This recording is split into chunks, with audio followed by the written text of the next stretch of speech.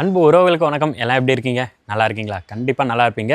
இப்போ வந்து பார்த்திங்கன்னா இந்த ப்ராஜெக்டை தான் நம்ம ரிவ்யூ பண்ண போகிறோம். இவங்க வந்து பார்த்திங்கன்னா லக்கி ஃப்ளாட்ஸ் தெரியாதவங்க யாருமே இருக்க மாட்டீங்க. அசினாபுரத்தில் ஒரு ப்ராப்பர்ட்டி பார்த்துட்டு இருக்கீங்கன்னா கண்டிப்பாக இவங்களோட ப்ராஜெக்டை நிறையா பார்த்துருப்பீங்க. ஏன்னா வந்து ஃபீல்டில் வந்து பார்த்திங்கன்னா 20 வருஷமாக இந்த ஃபீல்டில் தான் இருக்காங்க. அதுவும் இந்த லொக்கேஷனில் நிறையா ப்ராஜெக்ட் பண்ணிட்டு இருக்காங்க. ஃபர்ஸ்ட் ஆஃப் ஆல் இந்த ப்ராஜெக்டை பற்றி நான் உள்ளே வந்துட்டோம். இந்த ப்ராஜெக்ட் எங்கே இருக்குன்றத சொல்லிடுறேன்.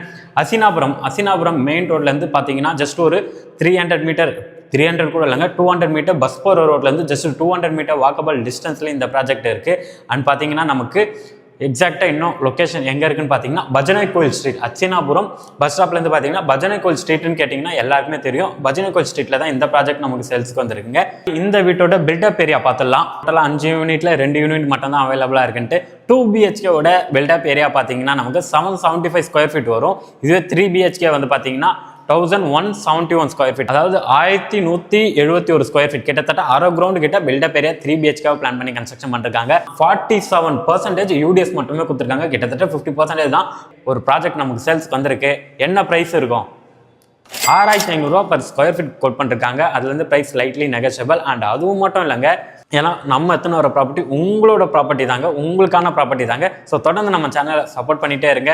அடுத்த வீடியோவில் இதே மாதிரி இன்னொரு ப்ராஜெக்டில் சந்திக்கலாம். தேங்க்யூ ஃபார் வாட்சிங் அகம் ப்ராப்பர்ட்டிஸ்.